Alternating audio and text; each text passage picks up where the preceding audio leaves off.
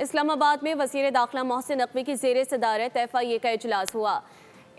Immigration wing کی کارکردگی کا تفصیلی طور پر جائزہ لیا گیا۔ انسانی اسمگلنگ کے روک تھام کے لیے جاری مہم کا بھی جائزہ لیا گیا۔ مزید کیا تفصیلات ہیں نمائندہ بول نیوز محمد علیجہ سے جان لیتے ہیں۔ جی علیجہ۔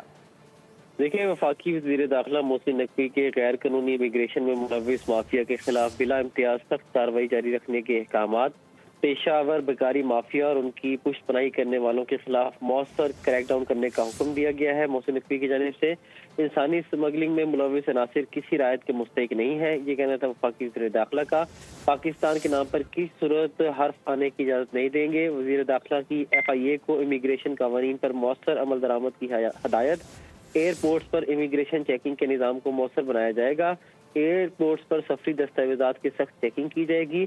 اجلاس میں وفاقی سیکرٹری داخلہ، ایڈیشنل سیکرٹری داخلہ، ڈائریکٹر جنرل FIA اور ڈائریکٹر کراچی اور لاہور زون نے شرکت کی۔